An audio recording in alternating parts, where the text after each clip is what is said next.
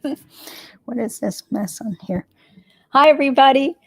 Good evening. I'm Judy, the YouTube lawyer, this evening with another live stream show about the legal profession.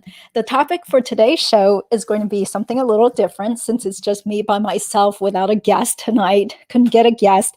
So one of the subscribers had left a comment wanting to know what are some ways in which the legal profession has adversely affected you. So this is going to be another very candid live stream where I'm going to give some examples and talk a little bit more about myself and everything. And feel free to ask any questions in the chat box. So there are many ways in which the legal profession adversely affects lawyers. So first of all, from many of my videos, you probably already know that it can really ruin you financially. Okay, so that's a first way that it could adversely affect you. Depends on how much debt you have to take on to go to law school, how much your law school tuition and expenses are, whether you're going to have any financial assistance through scholarships or from your spouse or your parents, as well as whether you go to a low-cost public school versus an expensive private school that could cost more than $50,000 or even close to $70,000 a year. So thank you guys for being here. I see you guys in the chat box. I really appreciate your support. So of course, first of all, the loans, the debts, that's just really a negative on the legal profession today. Back in the olden days, say like 30, 20 years ago, when people went to law school, usually it didn't cost more than, say, like $20,000 a year for the most expensive private schools. And back then, also the job market was also very good, or pretty good, where people could pretty much expect to get a real attorney job full-time with a salary, starting straight out of law school, even if you just went to an average ranked law school. So times have really changed to the point where I really do always want to caution people that if you are thinking about going to law school, then definitely take a look at the employment statistics for the schools you're applying to, talk to other 3Ls at the school, as well as new attorneys who have just recently graduated from the school. You don't want to just selectively choose successful looking lawyers on the internet who graduated from that law school, say like 20 years ago, where the job market might have been very different. So let's see. Okay, so thank you, Tony, for being here. Will law firms ever pay off loans in full as a favor? Usually not as a favor, but I have a very old YouTube video interview. Well, I guess it's not that old, but it was back when I first started YouTube over a year and a half ago. So it's an interview with an old childhood friend of mine, Jerry Liu, who is a patent attorney in Atlanta. And he's also been partner at some very prestigious law firms around Atlanta. And he's also been in-house counsel for different corporations. So he was extremely talented and lucky. He has an engineering background. So he was able to get a scholarship to Emory Law School, which was full ride. And how often does that happen to most people, though? So as part of this full ride scholarship, there was a company, I can't remember the name of it, or maybe it was a law firm, that agreed to pay for all of his law school tuition and expenses as long as he agreed to work for them. So that's how he got to go to law school for free.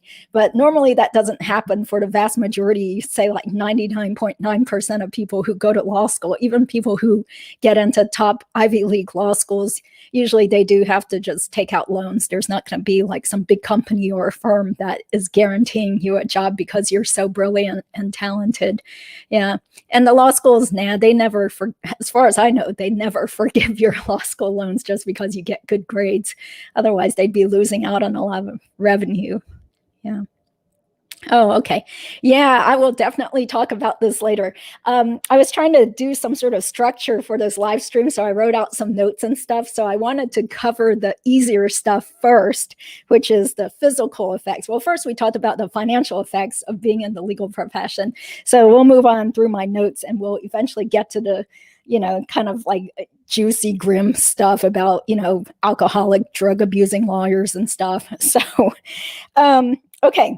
So the physical effects of the legal profession, based on my own personal experience, as well as just seeing a lot of attorney friends and colleagues, because I go to court a lot. Well, not a lot. I mean, sometimes I go to court only a few times a month. Other times I might be at the courthouse like 4 days out of the week. It really just depends on my workload and what the clients need at the moment. But I have seen over the years that pretty much all of my colleagues, including myself, have gained weight probably from the profession. I'm sure part of it is also just that we're all getting older. So people normally get older and gain weight as your metabolism slows down or you become less active. But, sometimes it is kind of shocking because I might not see an attorney for over a year or two. And then, it might not be someone I know that well, but then I happen to see them at the courthouse and it's like, whoa, what happened? Is that really so-and-so? I've noticed it's not just women, but it's also men too, because I remember like a long time ago, there used to be a few like good looking male attorneys. But then, it would be years, like say 5 years later, I might see them at some event or back at the courthouse. And it's like, whoa, is that really so-and-so? They've like gained 20 pounds and lost their hair, or they have receding hairline and everybody's gotten wrinkly and just stressed out and frumpy looking. So sorry to say this, but this tends to happen. And I think a lot of it is not just a stress, but also the fact that being a lawyer is pretty sedentary. So you do have some attorneys that might do, say, like criminal defense. Although I've seen this happen to criminal defense attorneys too, just like major weight gain. If you work as a prosecutor or you're in court a lot, I mean, sometimes you might be hustling and physically active where you have to like run up and down the stairs at the courthouse or stand up talking to people a lot. But in general, most lawyers do have sedentary jobs where you spend a lot of time just sitting at a desk or sitting at your computer reading or sitting down in a conference room reading or talking to your clients or during depositions or even during court proceedings.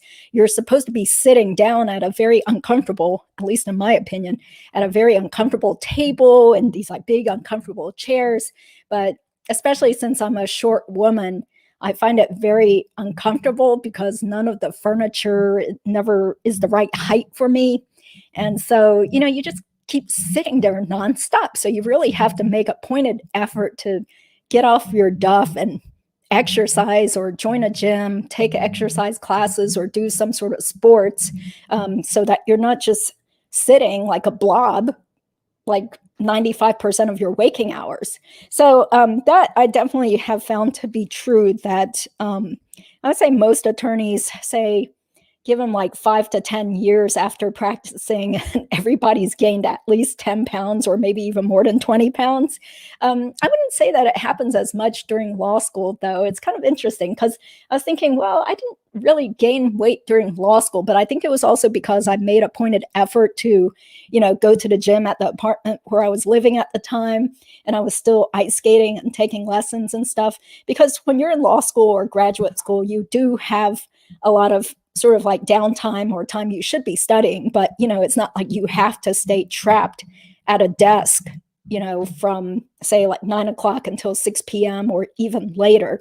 So I don't think most people gain weight during law school, or maybe just a tiny bit, because you do have to sit around reading and stuff, but there's going to be time for exercise. And, sometimes the schools still have some fun, extracurriculars. Like I remember at Georgetown, we had swing dance classes that the students could take. So, there's some fun physical activity, not to mention hauling all your books, your backpack, dragging a suitcase with all your books and stuff all over campus, or walking from the subway station to your law school, whatever.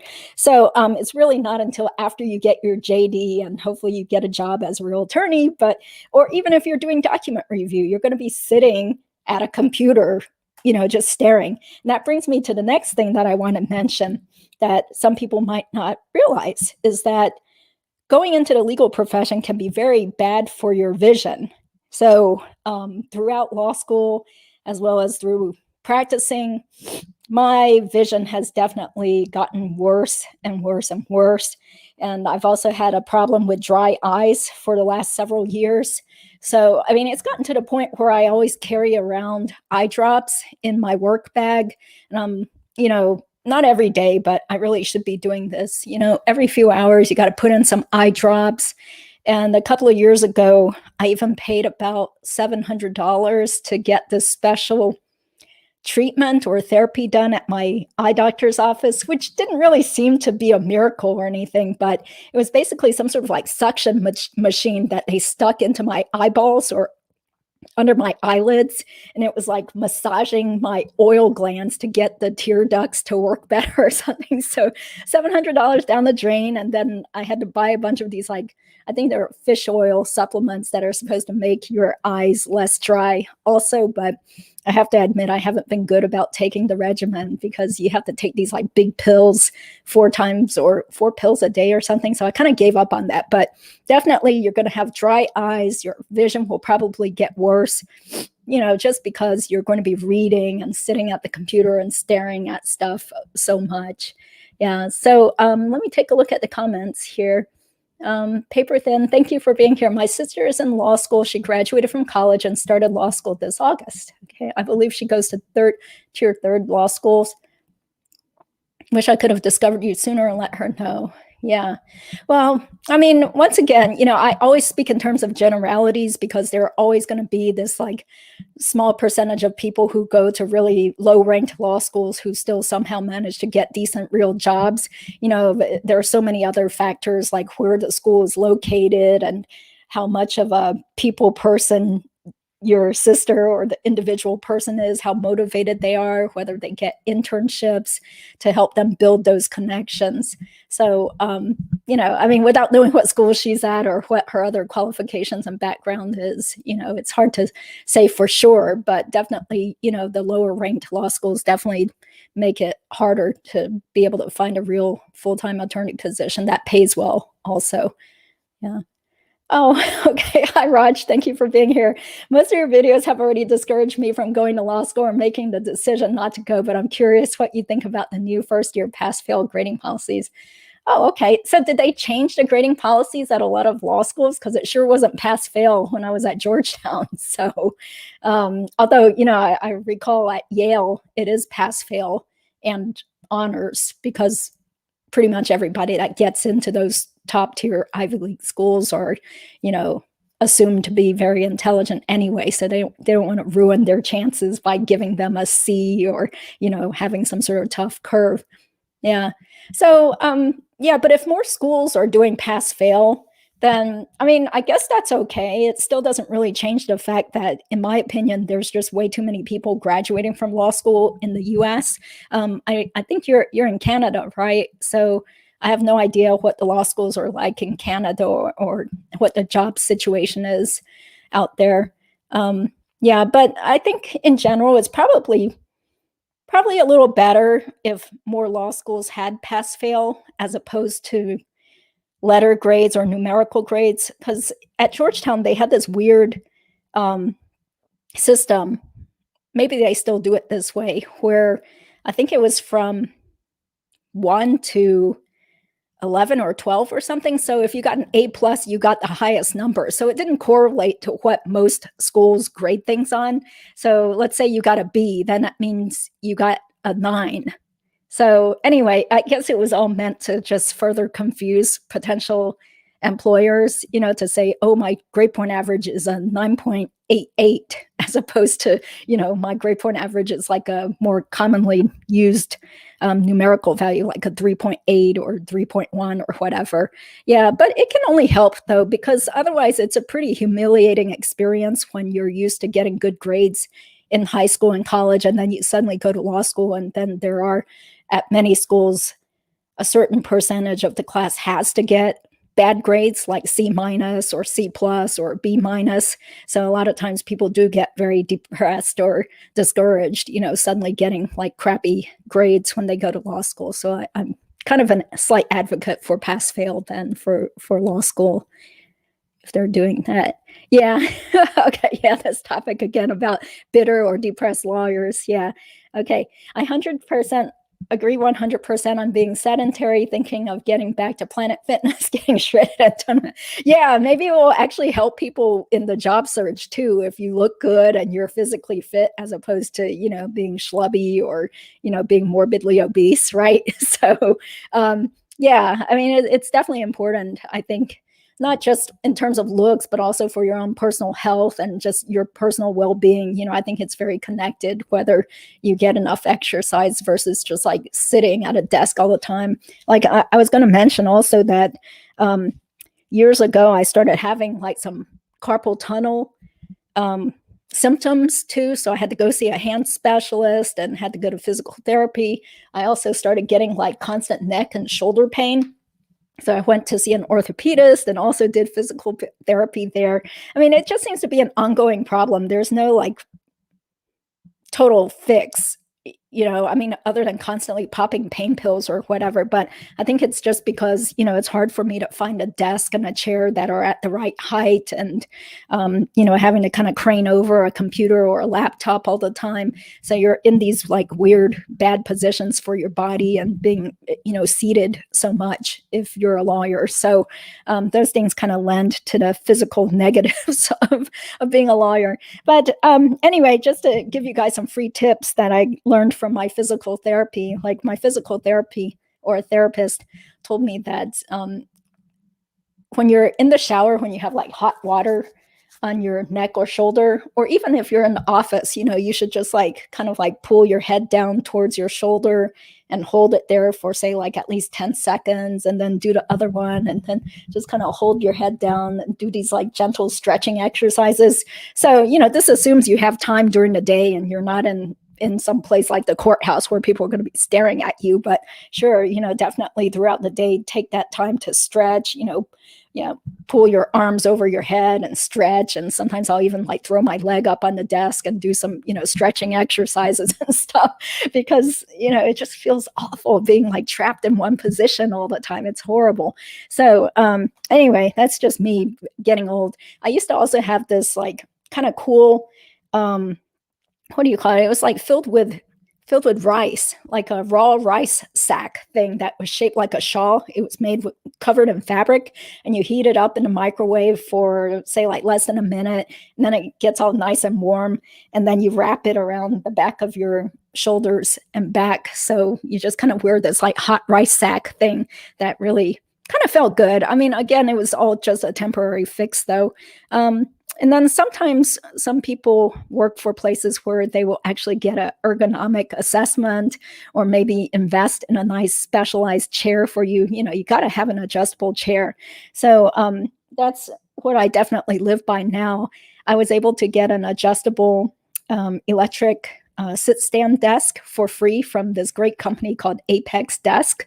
So they did send me a free desk because I'm a YouTuber, and I included them in one of my old vlogs talking about the desk. But even if they didn't give me the desk for free, it's just so great because it's just like a very gigantic surface, and you plug it into the electrical outlet, and they have like different buttons on the side so that you can like adjust the height just exactly to where you need to be, depending on whether you want to stand for now or you want to sit down and stuff. So I'm totally a big fan of those sit-stand desks. So yeah, definitely. I mean, like I said, some of this stuff can't just be blamed on the legal profession. So, but it comes along with the territory. I mean, I don't know if my eyes are dry because I'm just getting old, but I know it's probably also because there are some days I'm just staring at the computer constantly trying to draft somebody's separation agreement or looking through financial records. And, you really use your eyes so much as a lawyer, at least in the field that I'm in. So, oh no, fish oil gives you heartburn. Yeah, well, I stopped taking those supplements after a while, but I still have them in the cabinet. I don't know if I should start popping them again. Yeah, it all sounds pretty terrifying, right? Yeah, all office jobs make your butt big. Yeah, because, I guess you could say this about pretty much anybody. I'm sure most people do gain weight from the time they graduated from college or grad school, take them, 10, 20 years later, almost everybody has gained weight.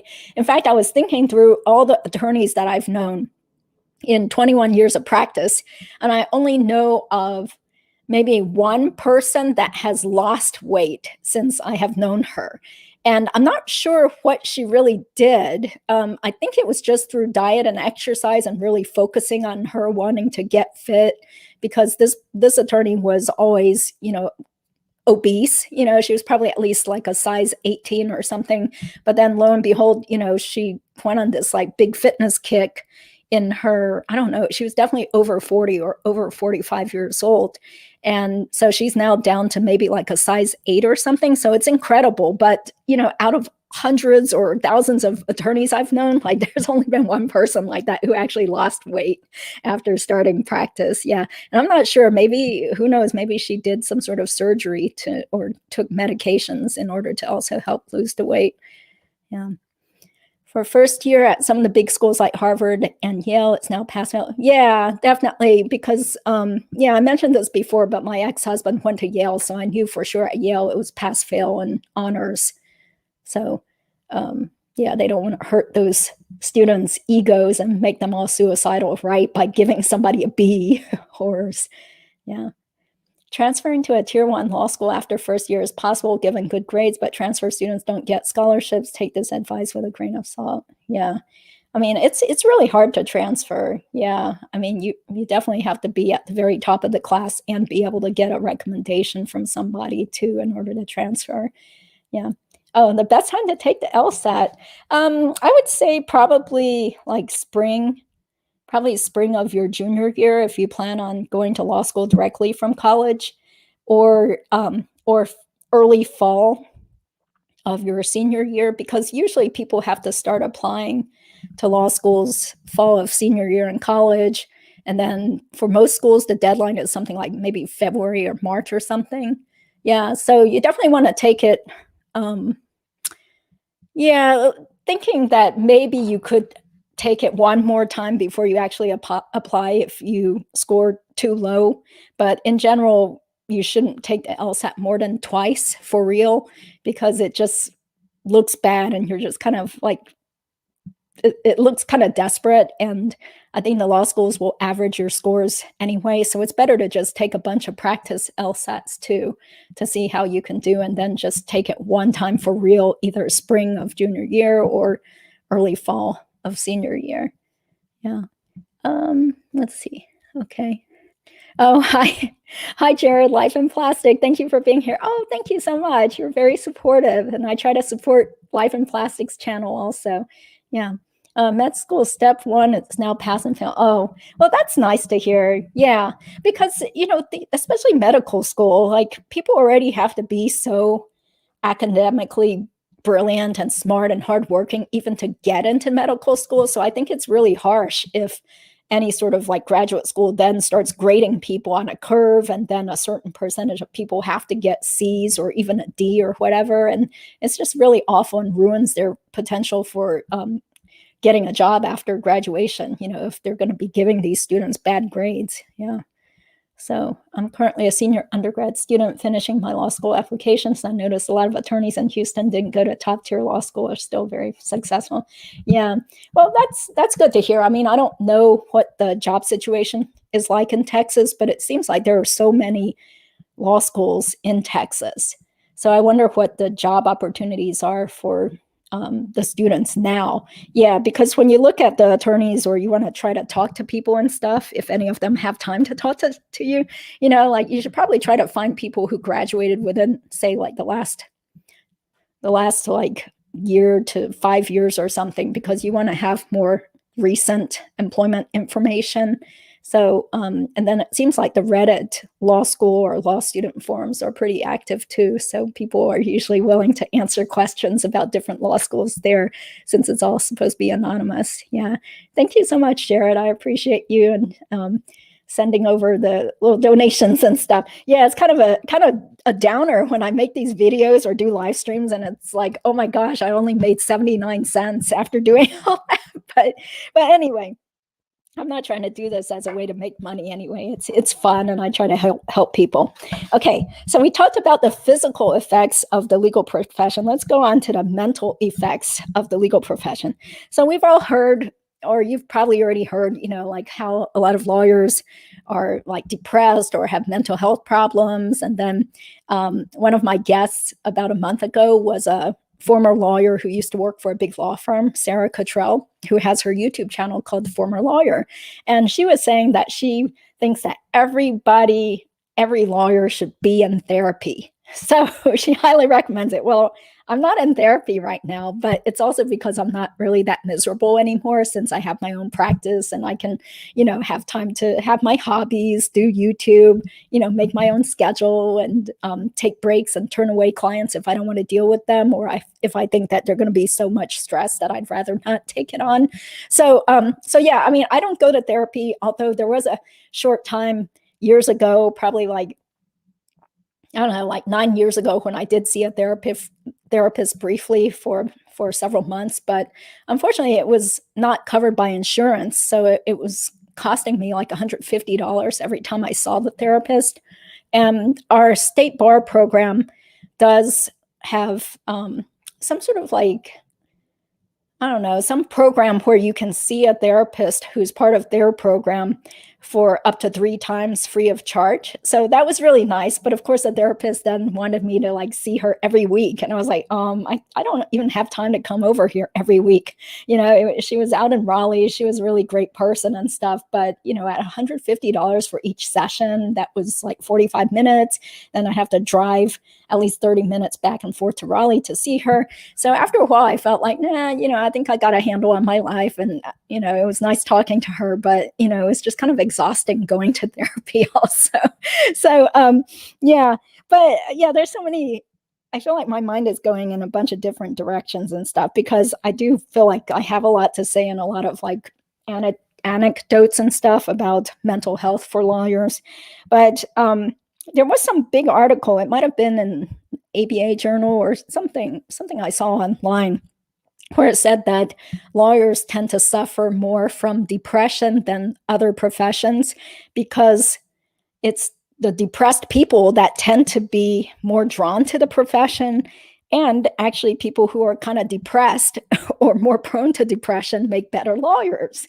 And that actually makes sense, because whenever, say, I am doing a prenup, or I'm drafting someone's employment contract, or drafting somebody's separation agreement or postnup or anything, you always have to be kind of negative and pessimistic when you're going in to be an effective attorney, because someone who's just always like happy and looks on the bright side of things and is all like optimistic and believing in the best in people, that's not the kind of person you want to be your lawyer, because if I went in drafting somebody's prenup, just assuming everybody's going to be nice and kind, it's all going to be sunshine and roses, and nobody's ever going to have conflict or squabble over the meaning of one word or where the comma went in the sentence and how to interpret that, well, geez, then I wouldn't be doing a good job for my client.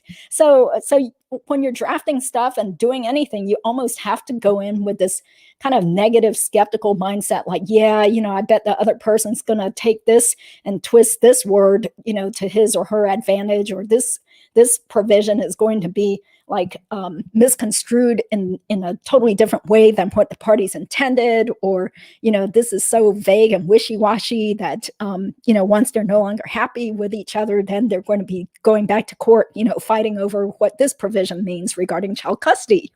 So I think like a lot of people who are drawn to the legal profession, you do tend to kind of feel like there has to be a right way of doing things, or you get kind of a little too passionate about certain issues, or some people like to argue and that's why they want to go to law school. So it does kind of breed, people who are more prone to having some sort of like psychological issues, if not depression, maybe anxiety.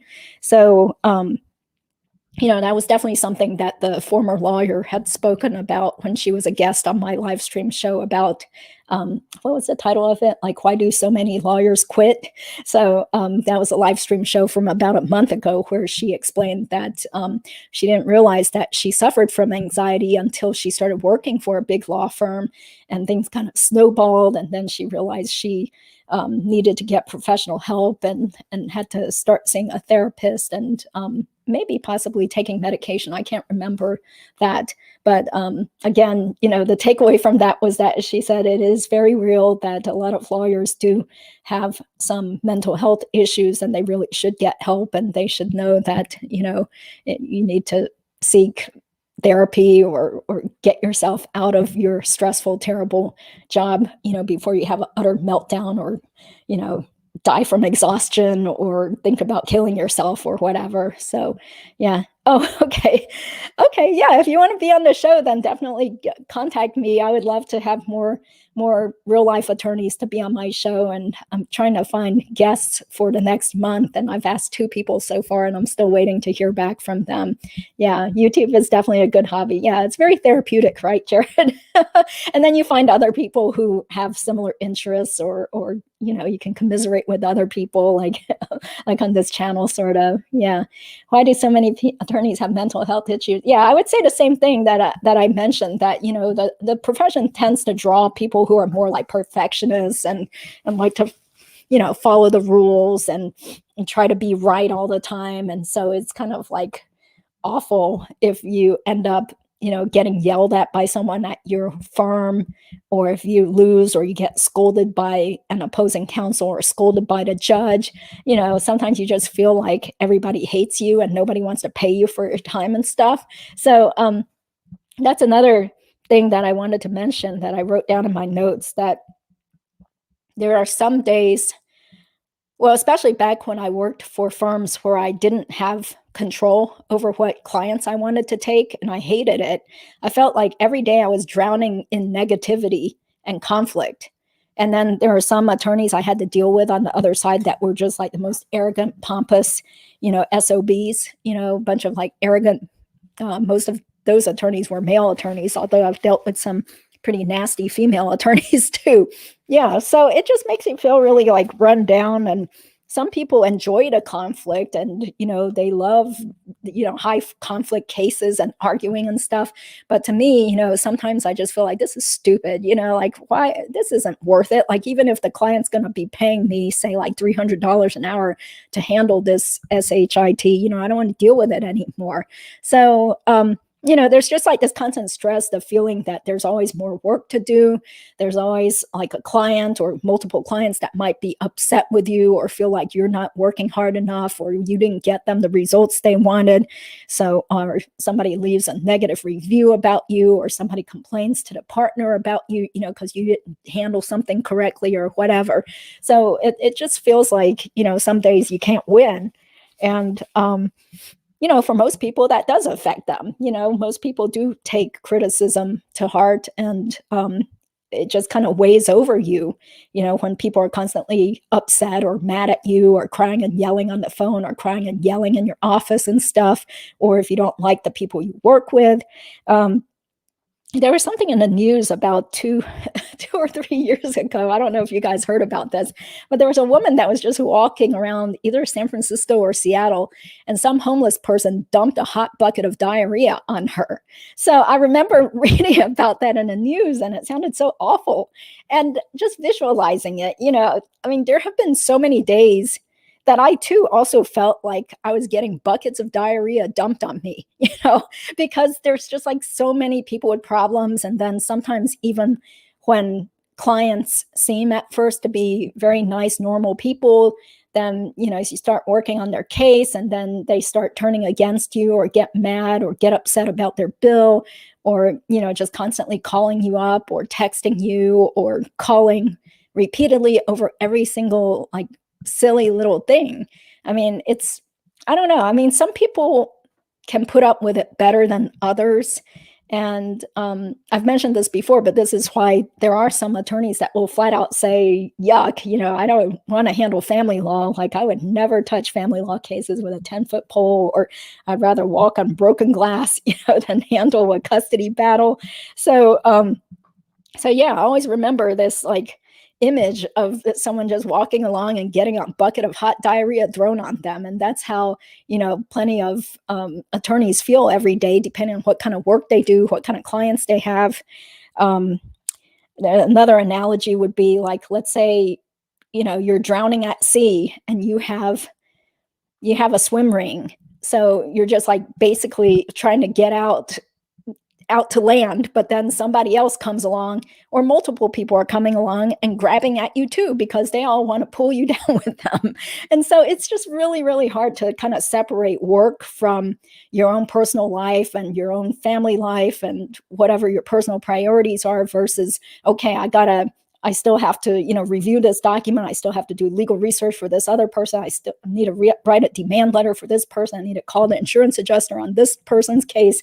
I have to do, prep, write a brief for a hearing coming up for another person. So there's a lot of things that you have to like juggle in the air and be able to multitask on, which can also, cause anxiety to some people or just make them feel stressed out. It's just plain old stress when you have maybe too many people that are depending on you to fix their problems or to get their case dismissed or to win their case or get them a big settlement. So that's just like a general overview of the kind of stresses that you could face as a lawyer. So, yeah, makes you think I'm legally blind. Yeah. The idea of a super positive. Yeah, you don't really want to be a super positive attorney. Otherwise you could not be doing a good job for your clients. Yeah. I bet COVID made a lot of people realize how much they dread going back to the office. Yeah, definitely. Not just lawyers. Yeah.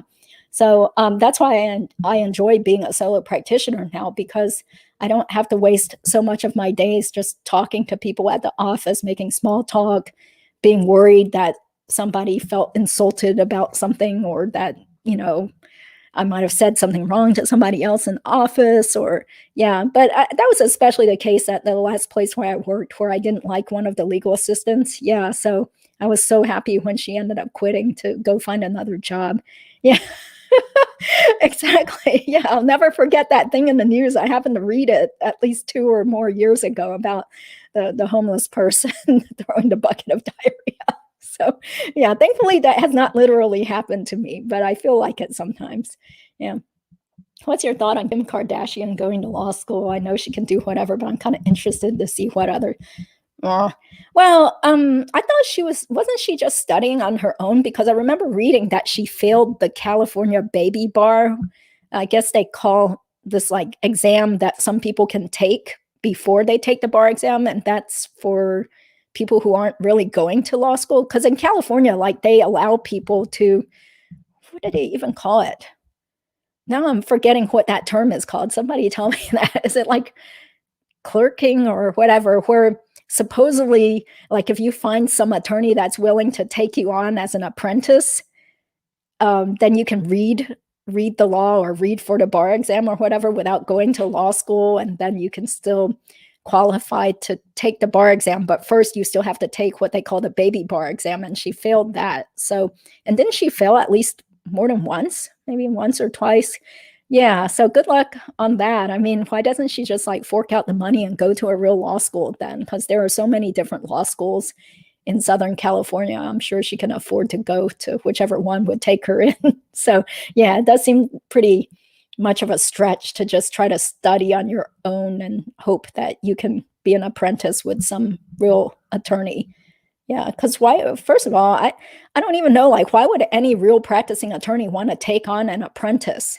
You're basically just like training somebody so that they can kind of compete with you, and if they really wanted to hire an associate, then they should be hiring like a real associate who graduated from an accredited law school with a real JD who already took and passed a bar exam.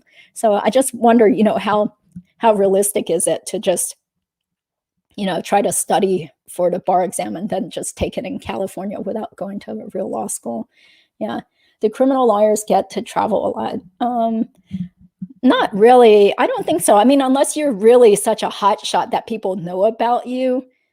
Yeah, because, let's say somebody becomes like a real well-known white-collar crime criminal defense lawyer. Like there are a lot around DC. So maybe the ones that are the best, if somebody actually has money to hire someone privately, yeah, then maybe somebody with enough money might pay some high-powered white-collar criminal defense attorney from DC to travel to some other state.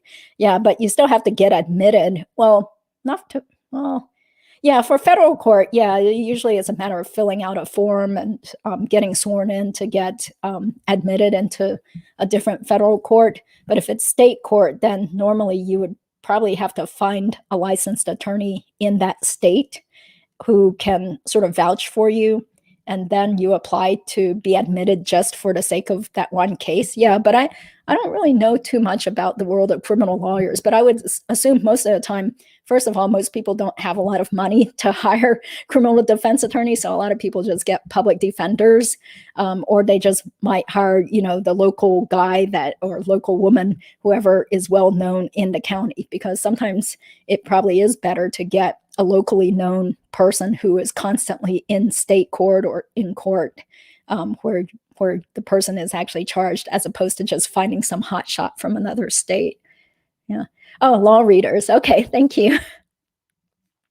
Yeah, it's good marketing to have her by your side. Yeah, I don't know. I mean, how many people want to hire an attorney because Kim Kardashian is a law reader with the attorney? I don't know. Yeah, interesting. Yeah, but I mean, it's good that she has ambition, right? Yeah, but I don't even know if she's still trying to take the baby bar exam, or maybe there's a limit as to how many times you can take that. Yeah, so I'm not in California anymore, so I don't keep up with that. Yeah. How does conflict of interest work in the legal industry? Could you please provide an example? Yeah.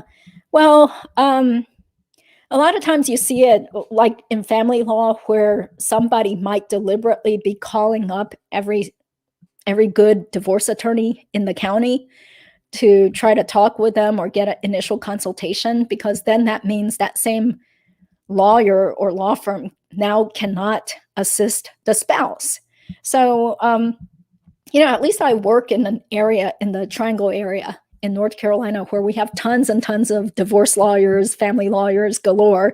So I think it's extremely rare that somebody would be able to, consult with every single divorce attorney in Wake or Durham County, and then thereby disqualifying them all from representing the person's spouse. But in general, like if, let's say, some man calls up my office and he schedules a consultation with me. So all I make is my consultation fee, but then he later decides he can't afford me or he doesn't want to hire me. Well, then later on, if his wife calls me, and this has happened before a couple of times actually, let's say the wife then calls me and says, oh, I really need help. I need a consultation. So, we always have to ask the person, what's the name of your spouse, and run a conflict check. And if it turns out that I have already consulted with the other person, then that means I cannot assist the other person at all. I mean, unless the other spouse agrees with it. Yeah. So I have heard of some attorneys who, didn't find out about the conflict of interest until it was brought up later in court, because there are some attorneys that meet with so many people or talk with so many people that they can't keep track of it. But most of the time with the computer systems, it's pretty easy for most law offices to keep track of every single potential client or somebody that you might have consulted with, even if it was a year or two ago. Yeah. So, and also, in general, another conflict of interest could be if you later decide that you do not agree with the course of action that the client wants you to take, or, if you're personally averse to what the client wants you to do, then you can certainly turn down the case or withdraw from the case. So those are some examples of conflicts of interest. She has tons of crazy fans who probably don't know any lawyers and would hire them. Yeah, maybe. Yeah, yeah. If people are like, oh, well, I want to go to the firm where Kim Kardashian is interning. Yeah, who knows? I don't know. They probably need to have like extra security in that kind of law office to keep the crazy people from just barging in and wanting to see her, right? Yeah, interesting. Okay, so let me look at my notes some more. Okay, so we talked about the drowning at sea allegory.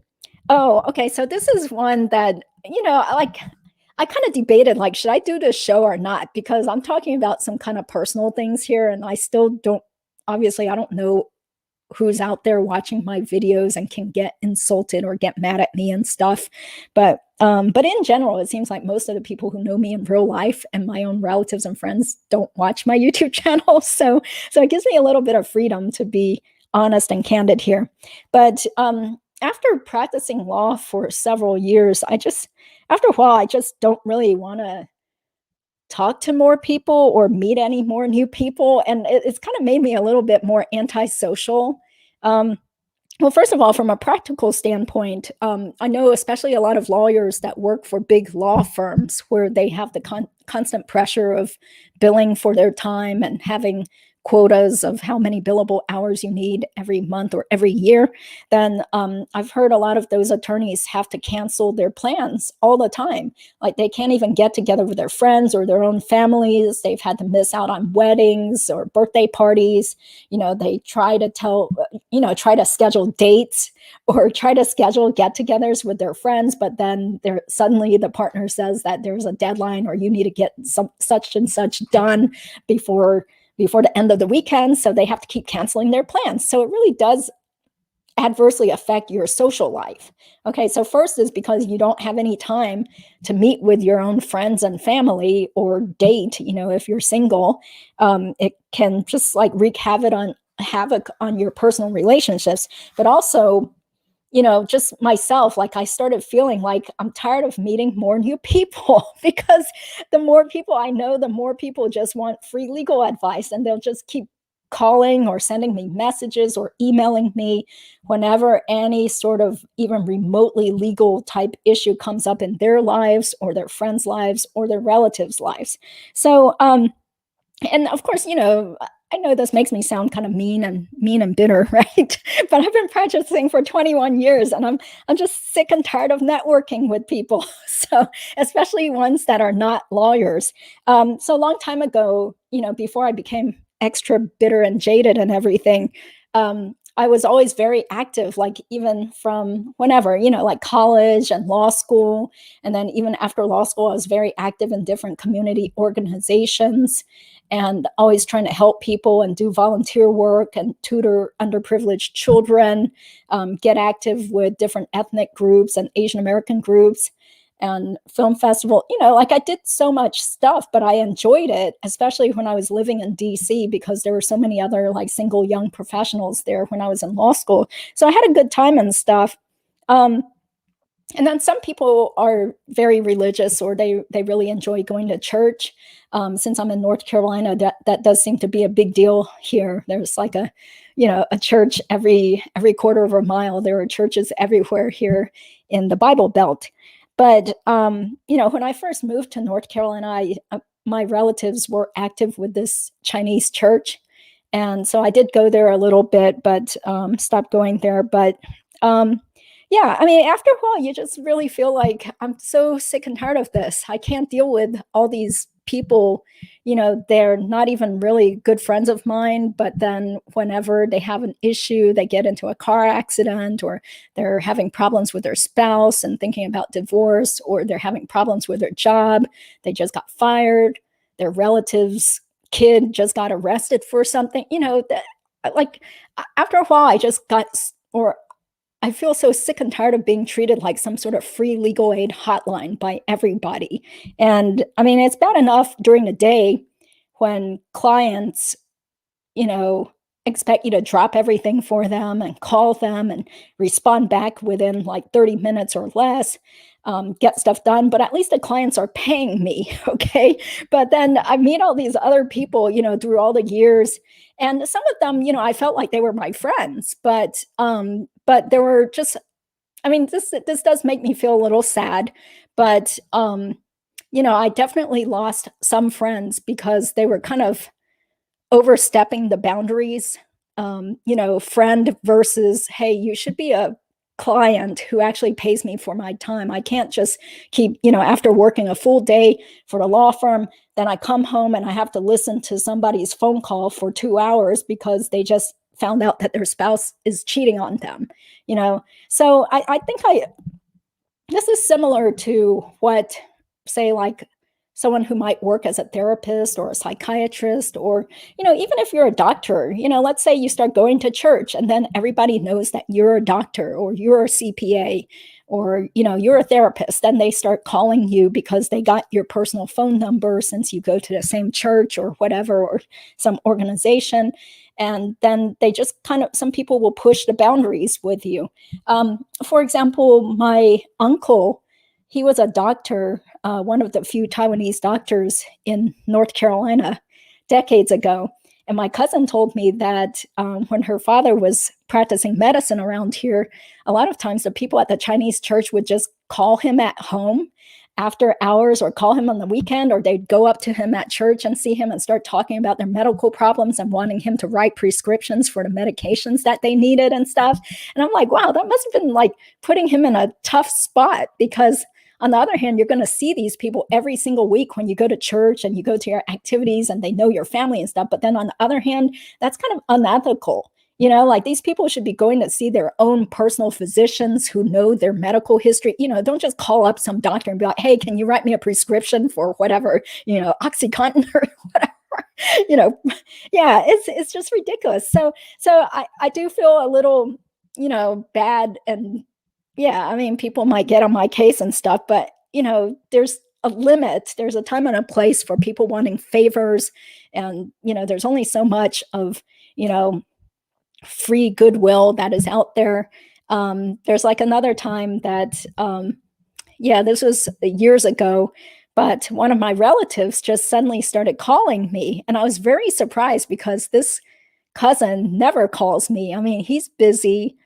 He has his own, medical practice, but yet suddenly he started calling me, and his wife was calling me, and I was like, why are they calling me? I mean, this was during the time that I was getting divorced, but no, they were not calling to check on me to see how I was doing, but because they had just met this poor lady at their church who was having a lot of trouble with her ex-husband and needed child custody and had child support issues and stuff, and they wanted me to help her. So of course they were not offering to pay for the consultation or anything. So that's just like one example where you just kind of feel used and abused by a lot of people where, they're not really like that close to you. Like they don't want to pay you for their time, but they're more than happy to just say, hey, call Judy, she'll meet with you, or let me ask my cousin, or let me ask my friend of a friend, who is an attorney, about this problem. And then you don't have to pay a real attorney for that person's advice. So, yeah, I mean, but there have been times, say, for example, I was active with a figure skating group, and there was a good friend of mine who is also very professional and very nice and stuff. And he knew someone that was going through a divorce and needed a divorce attorney. And of course, the person didn't really have much money. But what was nice was that my friend asked me how much the consultation fee was, and he paid the consultation fee for his friend. So that I thought was really nice. I mean, there have been times where other people, that kind of knew, this is a business. You can't just keep like bugging people expecting free legal advice just because I'm only talking to you. That's how I make a living. And if I don't charge for consultations, then I'm going to go broke like every other solo practitioner out there. So anyway, thank you so much, Life in Plastic. Appreciate you being here. Why are lawyers and law students so overwhelmingly libtards? It's so cringe. Thank God for okay. Well, I'm not really sure. Maybe that is why a lot of people feel compelled to go into law, is to help the underserved or help poor people, things that are deemed liberal causes. Yeah. Let's see. Plenty of gems I'm getting here. I'm a 1L. Once I start working, I'll make sure to establish boundaries up front. I'm not even finished with law school. Yeah. Tell them you get what you pay for, right? Like, because like sometimes people will just like keep calling me or keep emailing me. This doesn't happen as much anymore because I think I've become increasingly bitter and better at setting boundaries with people as I've gotten older. But I feel like if you don't even want to pay for a consultation, then why don't you just call up one of your friends then and talk about your problem? Because you obviously feel that, talking to a lawyer is pretty much the same thing as talking to your friend because you don't want to pay them either, right? So, yeah, I mean, I've definitely lost like a handful of friends because I just couldn't take it anymore. I mentioned this in at least one or two of my live streams before, that there was this friend that I knew through an Asian American professional club who started having some legal problems and continued calling me over and over again, telling me all about her legal problems. And then finally, the kicker was when she told me that her husband wanted to know if I knew of any American lawyers that could represent them, because she was so mad that she was ready to throw a lot of money at an attorney to get this to go away. And I'm like, how about you throw some money towards my way after you've already used up about 2 to 3 hours of my time for free? The nerve of her to be asking for some American attorney. Yeah. So yeah, I mean, that's why I do feel like being a lawyer has definitely made me a little bit more jaded and not really care as much about helping other people and doing all this pro bono volunteer work, help people, because all day long, I'm helping people and it's very stressful. Not to mention just talking. Like right now, my throat is already starting to hurt, but there are definitely plenty of days if I have a lot of consultations, one right after another, or even if they're not one right after another. I mean, how many hours a day can you realistically talk without just physically being really unable to talk anymore? So some days I just feel so run down. It's like, I don't want to talk to a single person anymore. I don't want to listen to anybody else's problems. I do have a relative who is a psychiatrist. And so apparently she once commiserated with me. She said, yeah, it must be really hard because at least when I'm offering therapy to my patients, I'm not expected to solve their problems. But I can't imagine, having to not only listen to my patients, but then also be responsible for solving their problems too. And so her husband is my cousin. So my cousin once told me that a lot of times after a whole day of work listening to her psychiatric patients, she's just so exhausted. She just like kind of needs to decompress and just sits there on the sofa, surfing the web and not talking to anybody in the family. Yeah, but that's just kind of like the effect of it on you. The whole day you're there to help other people and you have to be on your game. You have to be constantly talking. You deal with some stressful situations. And then by the time the workday is through, you really don't have that much energy left to give to any more volunteer work or to your family or whoever else might be there in your household. So that's another adverse effect that I've seen or personally experienced. Yeah. Louise, thank you for being here. I'm a foreign trained LLM student. Right now, they're offering me the option to transfer to the JD program. I want to practice here in the US with both degrees I'm able to sit for tomorrow. Okay, well, that's great. Yeah, well, that's good. I mean, I don't really know what school you're at or what you're interested in or whatever, but if the school says that you could get into the JD program and you want to stay here and practice, then I guess that's what you would have to do, right? Yeah, so good luck to you. Yeah. What would you recommend me to do? Oh, well, I'd probably need a lot more information. Like, what are your job opportunities in the country that you came from, where you already got your training? So, I mean, where do you think your job opportunities might be better, back at your home country versus wherever you happen to be now? Yeah, because normally it is really hard for foreign students to do well in the legal profession unless you have very specialized knowledge, like a science background or a patent law background or something where your language ability would really be an asset. So I think it really depends on where you are versus, what kind of great opportunities would you have if you went back to whatever country you're from. Yeah, but thank you for being here also.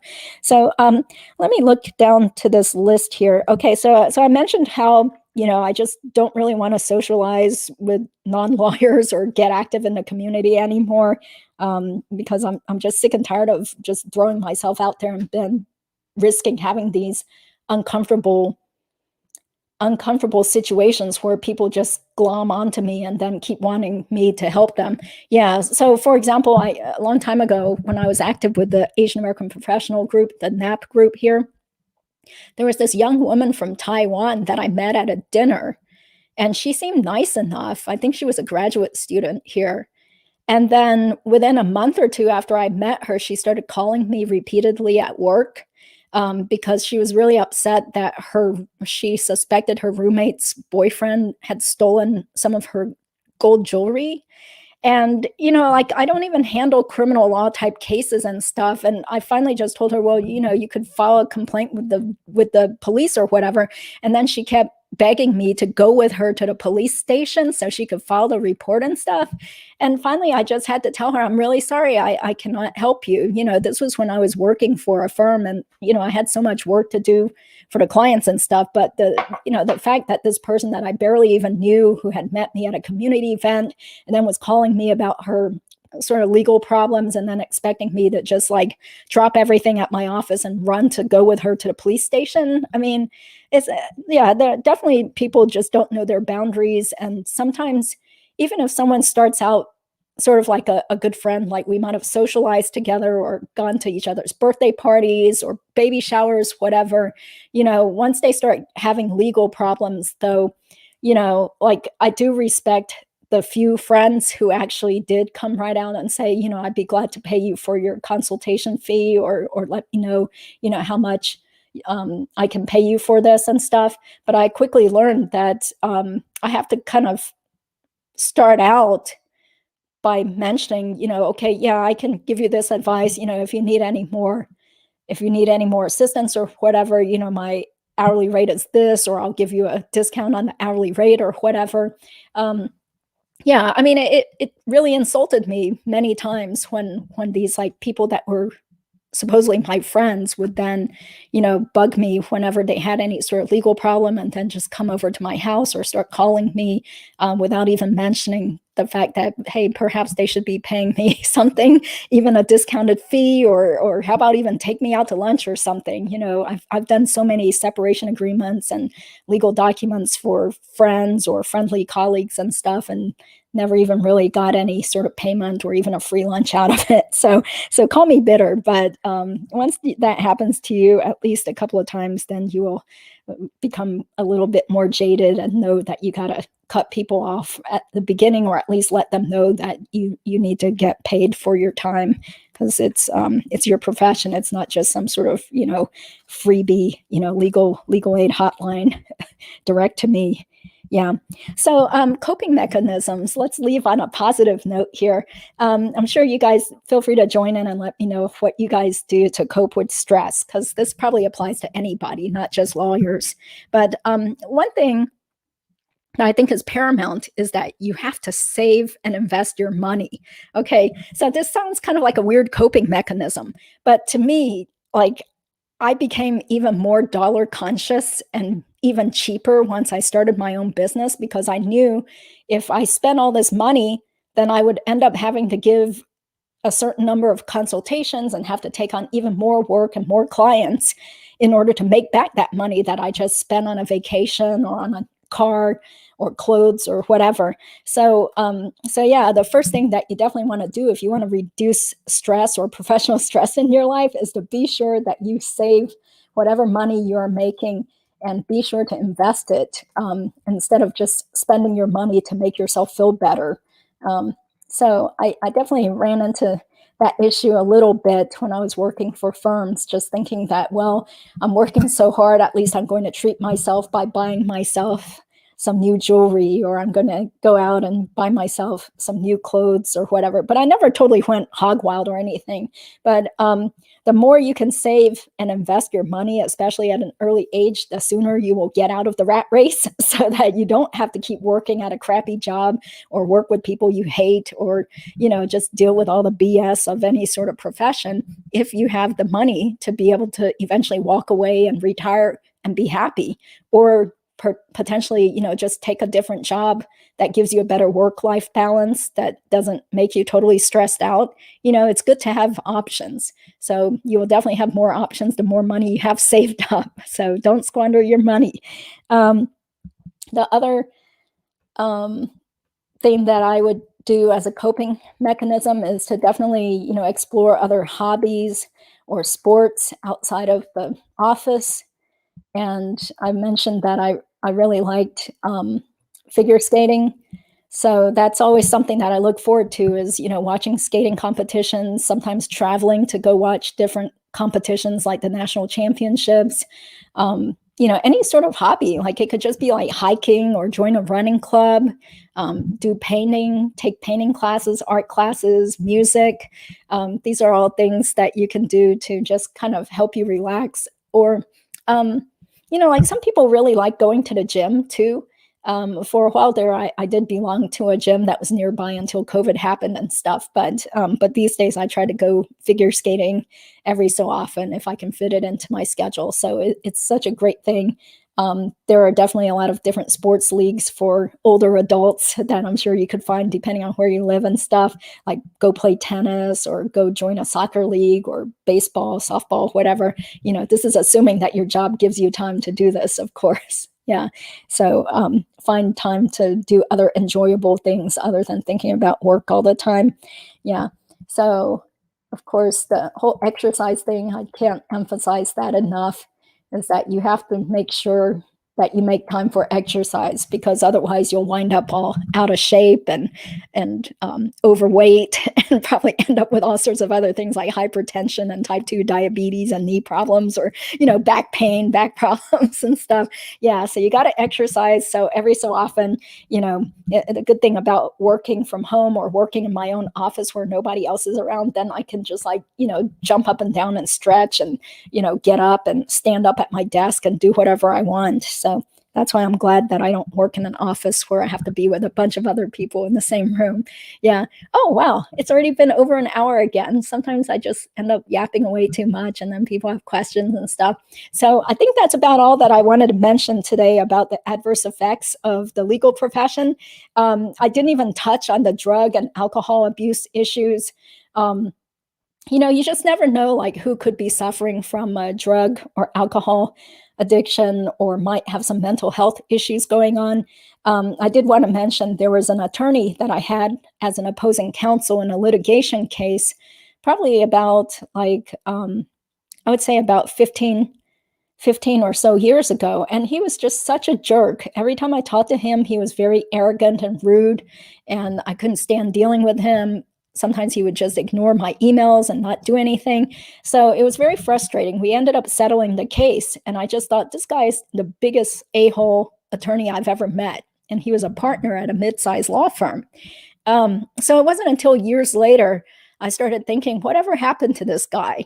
So I Googled him and found out he had already died. So he had died of cancer probably about 6 years after our case was over. And I also saw that he had written some articles for the Bar Journal about depression and anxiety. And apparently he had gotten active with some group that helps people recovering from alcohol and drug addiction. So, I mean, he never said in his writing specifically that he suffered from drug and alcohol problems or that he himself was depressed or had anxiety or something. But I kind of got the feeling that since he kind of was on this mission towards the end of his life about these issues, that he probably did have these kind of problems. And that was probably why he was such an a-hole and so hard to deal with and stuff. So I do feel sorry for him, just, I don't know, some people are more prone to these kinds of addictions and everything. So I think most state bar associations do have programs now where if an attorney notices that another attorney is having mental health or drug or alcohol addiction issues, then they can anonymously report them to the state bar. And then someone who's sort of like a counselor that works for the state bar will then contact that attorney and talk to them, again, confidentially, and try to get them help and try to get them counseling and offer them support and everything. So I think that's really good that at least the North Carolina State Bar does that. And I'm sure a lot of other state bars do that too, because we do have a problem with lawyers being more prone to these types of problems. Yeah. Okay. So some more questions. Oh, best way for an average person to reduce their taxes. That's kind of a random question. I'm not a tax attorney or a CPA, but I would say first, save as much as you can for retirement in the tax advantaged accounts, like putting money away in a 401k if you're eligible for a 401k. So that would definitely reduce your taxes. So otherwise, if you're self-employed, then you can write off a lot of expenses as business expenses. But of course, you always have to worry about getting audited too, so you don't want to go overboard with that. Yeah, but this show was not really about taxes, and I don't specialize in it. So, oh, okay. Can you please tell me if it's okay to become an attorney as a new immigrant? Any bias or difficulty? Yeah, somebody else asked the same kind of question in the live stream show that I did with Sarah Cottrell, the one about why do so many lawyers quit the profession? Yeah, and I think it is tougher to be an attorney if you're a recent immigrant or if you have an accent. But then on the other hand, if you can still read and write English really well, you could, if being an immigration attorney is something you're interested in, then, maybe that could be your niche, because then you can cater towards other immigrants that are part of your own community or from the same country. So it also, again, it depends on where you're located and what the job market is like. Yeah, so maybe wherever you are, or whatever law school you're interested in, hopefully you can reach out to the law school or to the local county bar association and ask, are there any other attorneys that are from such and such countries or are immigrants that might be willing to speak with me? Yeah, because I think in general, there's always going to be bias there if you don't seem like the stereotypical, loud, older, big white guy attorney that, some people seem to think is the archetype of being a good attorney. So yeah, you just need to be able to talk to other people in your local area to see what the climate is like where you are. Yeah, but good luck. Yeah. Just ask political. Yeah. Okay. Hey, Red Pill, are any law schools in danger of closing? Wow. Yeah, I'm not like totally in tune with that, because I know there have already been several law schools that have closed in the last, say, like 5 to 10 years. I think Thomas Jefferson might be in trouble. Thomas Jefferson is the law school in San Diego, a private school that's very low ranked, and they were sued by some of their former graduates, because those law graduates from Thomas Jefferson couldn't find jobs, and they were all angry at the school. So they sued, and then the students unfortunately lost the lawsuit because the judge felt that, that was the risk that they took, and, they were sophisticated consumers that should have known better, and they shouldn't have just trusted whatever, slick marketing stuff Thomas Jefferson was feeding them in going to law school. Yeah, so I think Thomas Jefferson might have maybe lost their ABA accreditation or switch. I think they're only accredited in California now. Yeah, but maybe somebody else out there who knows more about the law school industry can chime in. Yeah, but I think as long as applicants still want to throw their student loan money at all these law schools, then there's always going to be law schools, like even crappy law schools with poor bar passage rates. They're still going to exist if the consumer is still willing to go there and can get student loans to go there. Yeah. Currently studying.